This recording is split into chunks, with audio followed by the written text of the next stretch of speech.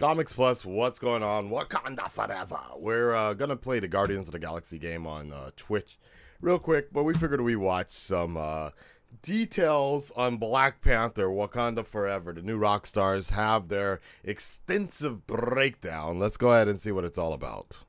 Welcome back to the Rockstars. I'm Eric Vaughn. Sure. This is a breakdown of the trailer for Black Panther Wakanda Forever, which leaves us with tears and with questions. Let's break down this trailer frame by frame for the visual details you might have missed, translations of every bit of Wakanda text that we see on screen, and just appreciation for the amazing. Always like their details. For layers of meaning that you might have overlooked. Let's get started.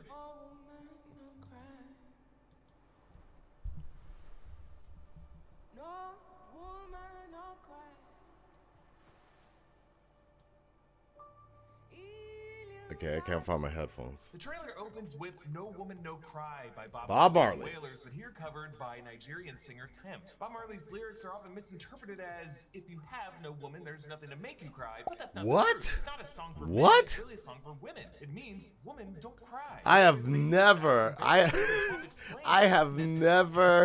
interpreted that song that way. If you have no woman, you cry. What? What?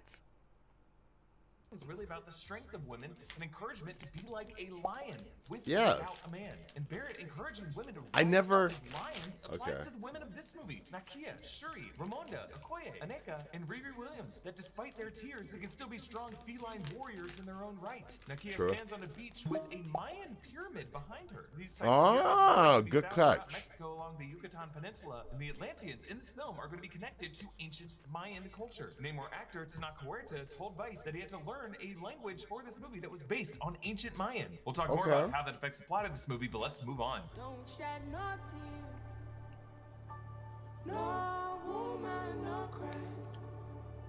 I did notice T'Challa's the Black Panther helmet right there.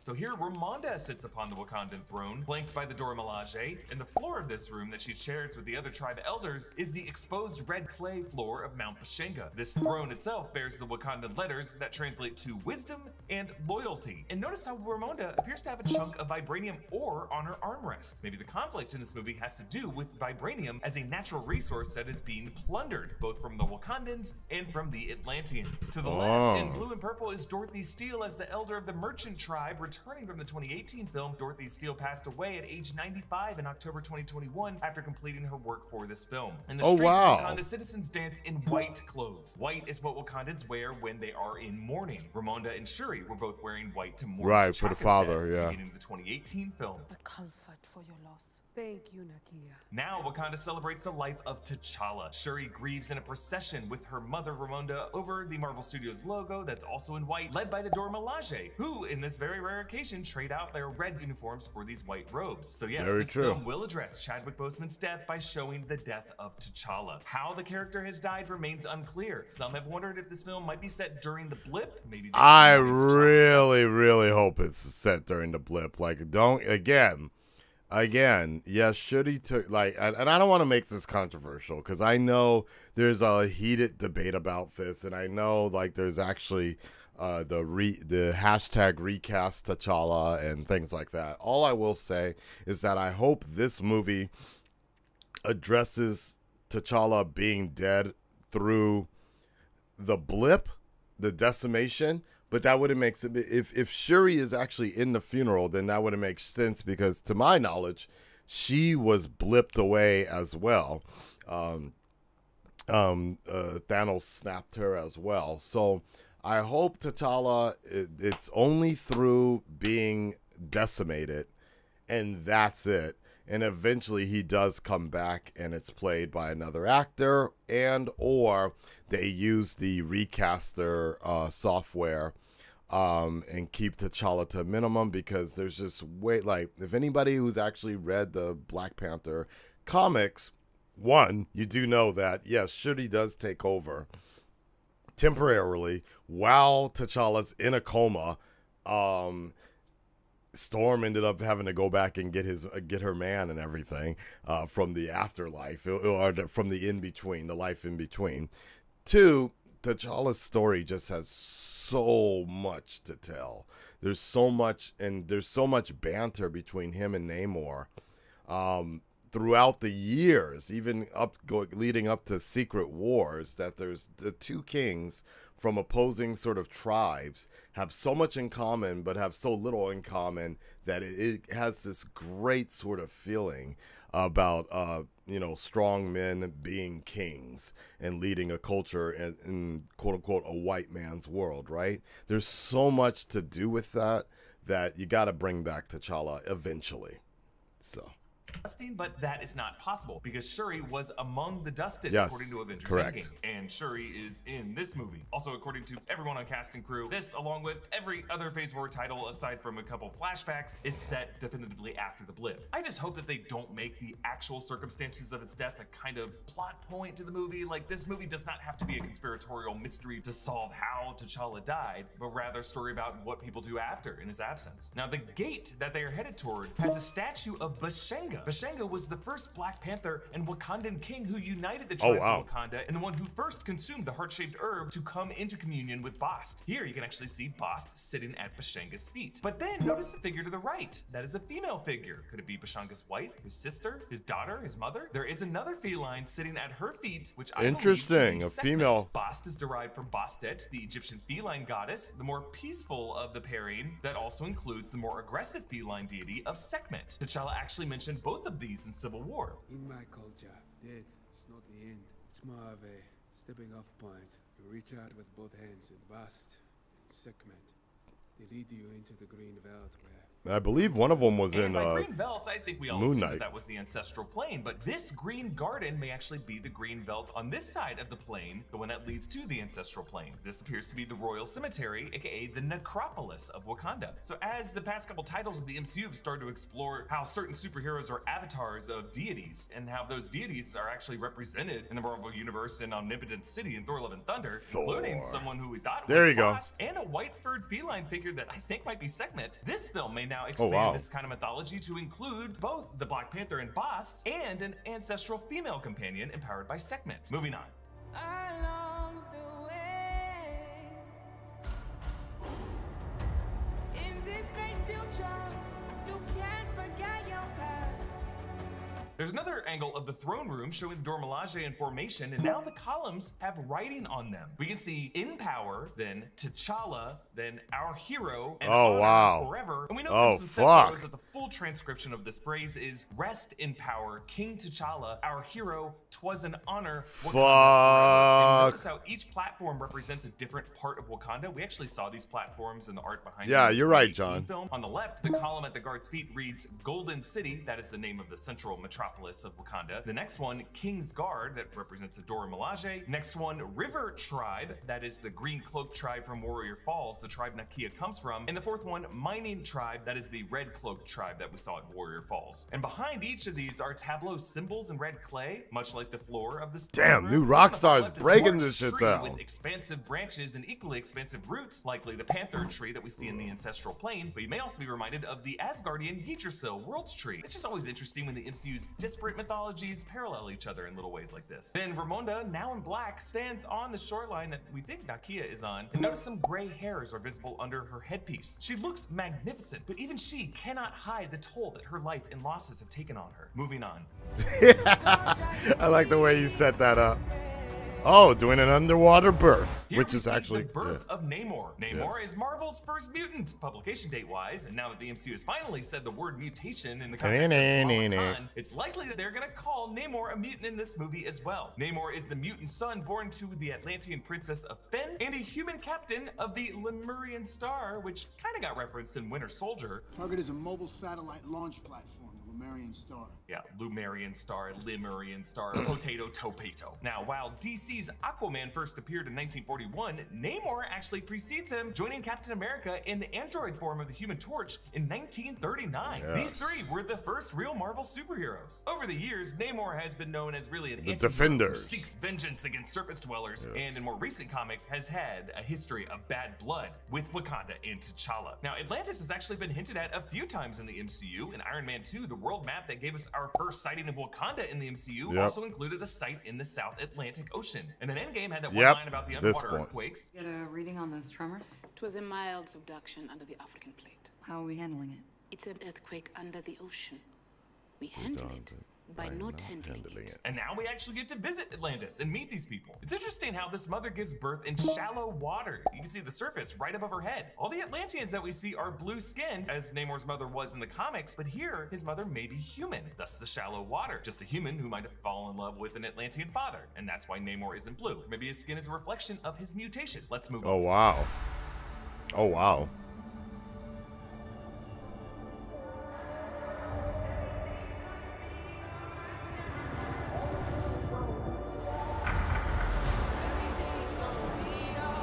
In this shot, adult Namor turns from a large orb of light underwater. What is this? I'm wondering if this could be an underwater explosion that Namor is just turning away from in slow motion. Maybe one of those mild subductions that Okoye brushed off, but was actually the surface dwellers mining away at Namor's home. Namor wears a ceremonial Mayan headpiece with a jaguar head, making Namor parallel to the Black Panther, but with the ferocious feline of Central America. A helicopter approaches a human research vessel, but this isn't a purely scientific mission because a guard is holding a freaking machine gun, and this dive is occurring at night. If you want to see stuff under the ocean, why wouldn't you just go during the day? Yeah, this is not a harmless academic trip, my friends. This actually might be the human intervention that aggravates Atlantis and puts Wakanda in an awkward situation, as Wakanda, unlike Atlantis, opened up to the world community, and thus, from the Atlanteans' point of view, might have made themselves culpable every time the humans do something stupid. Moving on.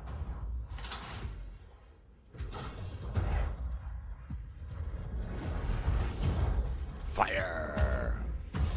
Riri. Okay, now a different shot that I don't think is part of that research vessel. Here, we see some armed, uniformed soldiers invading a Wakandan lab, forcing a scientist to open a door, and then holding other scientists at gunpoint beside these bubbling water columns. This could be an off-campus lab where, I don't know, maybe some Navy SEALs were sent to take everything the Wakandans know about Atlantis. Or maybe they're just there to steal their vibranium. Actually, later in the trailer, we do see the Dora Milaje coming to these scientists' aid. The fact that a conflict, though, is happening means that international relations are probably going to shit. And then they put down the mic. Stands on the red clay floor with the throne as fire climbs the columns, but a room around this floods. Later shots in the trailer showed this room flooding, and that is shocking because, again, this room is atop Mount Bashenga. So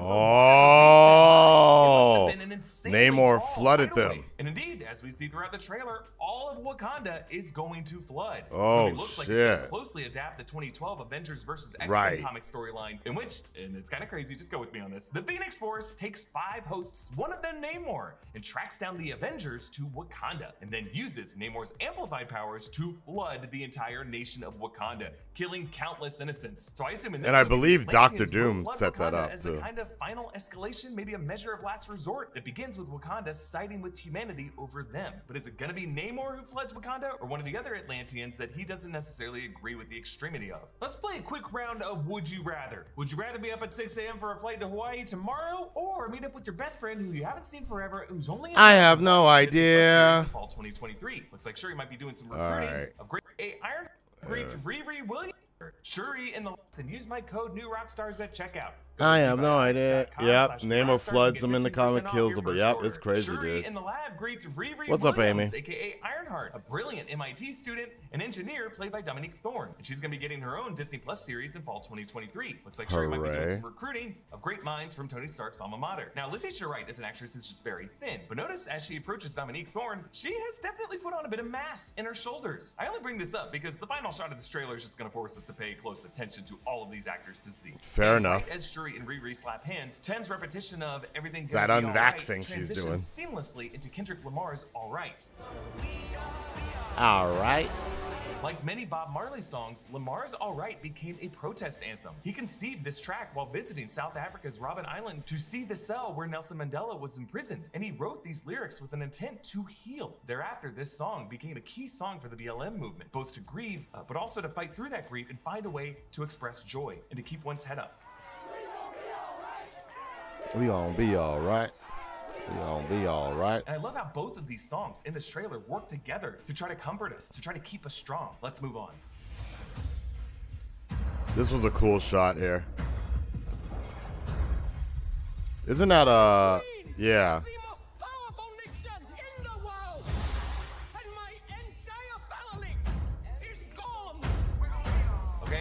interesting flashback shows this ranch house on fire, and then there's like an old-timey carriage, someone in old-timey attire dead out front, as a young Namor gazes up at this fire with 4 blue-skinned Atlanteans. I assume this is part of Namor's origin story, maybe the death of one of his parents, and the fact that this seems to be set so far in the past might mean that they give Namor a similar origin that he has in comics. Parents, he could just be very old, someone who ages very slowly. I like how the Atlanteans wear these breathing masks over their faces, but presumably to circulate water into their mouths, since they might not be able to breathe air. But Namor doesn't have to wear one because he is part human. But then we have this match cut of adult Namor meeting the Atlanteans on a different shore. Yeah, I thought that was pretty dope. In the background is Wakanda. Now, Wakanda seemed to be in the middle of the African continent, but it did border a body of water. And if you look later on in this trailer, on the same beachfront, Namor and the others face fire from a Wakandan aircraft as M'Baku leaps at them from a boat. Oh, shit. Shot, the other Atlanteans dive back in the water, but Namor doesn't move. Does he have some kind of divine protection as the avatar of a Mayan god? We return to the mountain kingdom of the Jabari tribe of M'Baku. Notice the snow-covered gorilla statue. Yes. This may be where the Wakandans have to flee to after the flooding, since it's higher ground. Ramonda addresses the UN, and after that skirmish with the commandos and the Wakandan scientists, I'm wondering if she's now declaring that Wakanda is actually turning away from the world community, a reversal of her son's address from the 2018 film. And then we get another shot of T'Challa's funeral ceremony, showing his face on a billboard with the Wakandan letters translating to "The Panther King forever lives in us and rests," with an unseen "with" the man. C and ES, and based on the spacing, I think it's ancestors. So the Panther King forever lives in us and rests with the ancestors. Then there's the yellow building below that's selling Wakandan something. Can't really make it out. Let's move on. It's amazing that they can even break that down.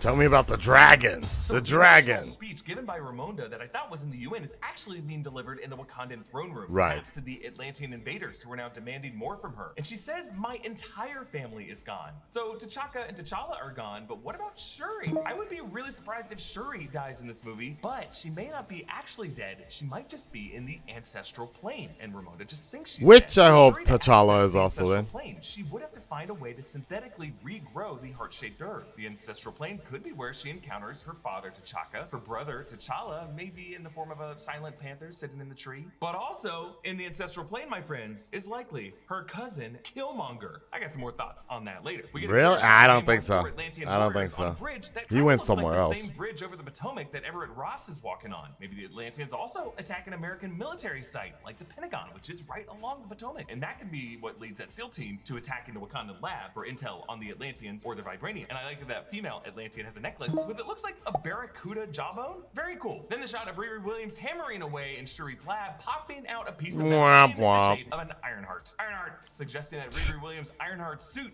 might actually be made of vibranium. Then we see Michaela Cole's character That's named funny. Aneka, who is a former member of the Dora Milaje, who in the comics leaves and forms the Midnight Angels. Her armor includes some wings that enable her to fly. Now, the Midnight Angels are, among other things, known for a certain mission with Deadpool to kill Dr. Doom after Doom steals vibranium. I don't know. Victor Von Doom would be an interesting suspect behind that initial Let's do it. intrusion. Let's Then do a it. shot of Namor looking at this Mayan art. At least I think it's Mayan. This mural depicts the feathered serpent deity known as, forgive my pronunciation, Kukulkan, which is the Mayan equivalent to Quetzalcoatl of Aztec mythology. Oh, wow. So again, the way that the Black Panther uses the deity of Bast as his divine power, serving as his avatar, the way Moon Knight served as the avatar to Khonshu. I think the same process is being used by Namor, empowered by a Mayan god. Moving on.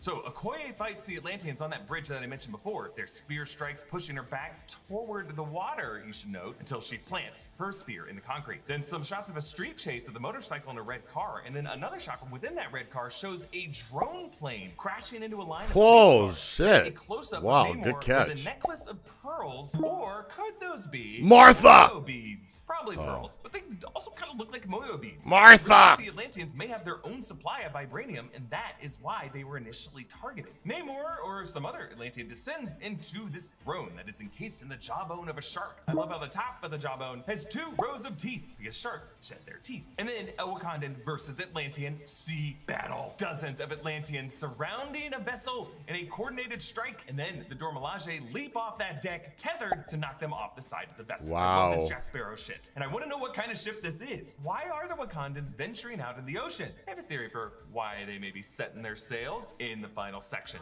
And when I wake up, Computer enhance.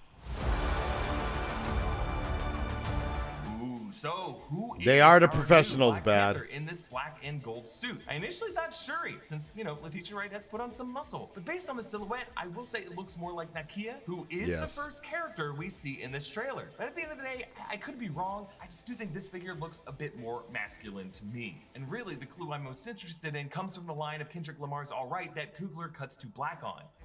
and when I wake up, Yes, What? when I wake up. If the reason Ramonda considers Shuri dead is that Shuri is in the ancestral plane, recruiting cousin Killmonger to wake him up What? to resurrect him, that could be how we get What? Killmonger. Remember, Thor: Love and Thunder's post-credit scene showed Jane Foster and Heimdall in Valhalla, another MCU afterlife alongside the ancestral plane in the Egyptian underworld in Moon Knight. And the reason we saw Jane and Heimdall again, I think, was to indicate the possibility of reincarnation or resurrection in this universe. Remember, Killmonger was buried at sea. Just bury me in the ocean with my ancestors that jumped from the ships. Because they knew death was better than bondage. The Atlanteans could have recovered his body. Now remember, Ramonda needed T'Challa's body to resurrect him from the ancestral plane in the 2018 film. Presumably, to resurrect Killmonger, you would need his body. That could be why they're headed out to the ocean. And in this trailer, at the very beginning, there was one shot of Shuri in which she is in this golden, hazy, out of focus realm, and she's crying. What is making her cry? Who is she seeing? Who is she reuniting with in this moment? Perhaps she could be in her ancestral underworld, waking up a warrior. I don't think every Wakandan goes to the ancestral plane like that, though. That part of it. Context of this moment. Someone out of focus is climbing back to their feet on this beach, framed in this panther's claws. Now I assume it's Namor. Looks like it's a blur of Huerta's chest and his green chambers, golden gauntlets, and chest piece. But if this beach is Wakandan, that would mean this is pre-flood. Because if they need those floodwaters to rise enough to flood the throne room, there wouldn't be a beachfront here. So Killmonger's resurrection and conflict with Namor in this moment might actually be the thing. The moment of escalation that leads Atlantis to retaliate by flooding Wakanda, a risk that Killmonger might consider worth taking. As Doctor Strange learned in Multiverse of Madness, resurrecting the dead may seem like a quick fix, but in the grand scheme of things, it's an unholy action to That'd be interesting. That would be interesting for sure. Consequences. Thank you so much for watching this Okay, video. that would be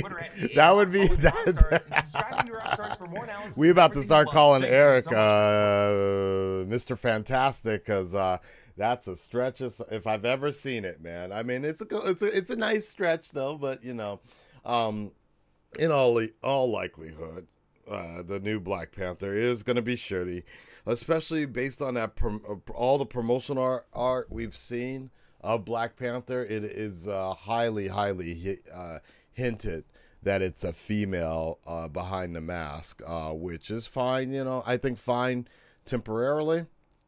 For this movie, it's all good, but I do strongly believe that the status quo does need to return back to, well, the status quo. It needs to return back to the status quo eventually by the next Black Panther movie or by the next Avengers movie. I think we definitely do need to have the status quo of T'Challa coming back and playing coming back and continuing that role, because as I said, there's just so much that can be done and can only really be done by T'Challa as a strong Wakandan king, and based upon everything else that happens in Secret Wars, his relationship with Namor. Yes, can you fit somebody else in there and do it? It can be done, but it will not have the same sort of context, and it will not have the same sort of strength. If you look at it, like, and again, yes, Shuri was Black Panther for a minute. She was rejected actually by the Panther gods in the beginning. They were like, nah, you're all about your science and shit, so nah, we're good.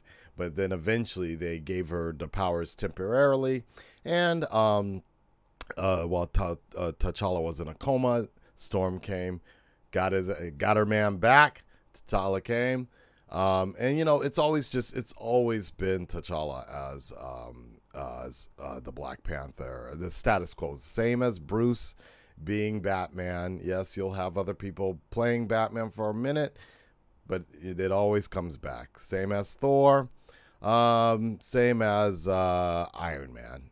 Eventually, you know, there's only one Iron Man for the most part. Anyways, that's it for me, guys. Let me know what you guys think.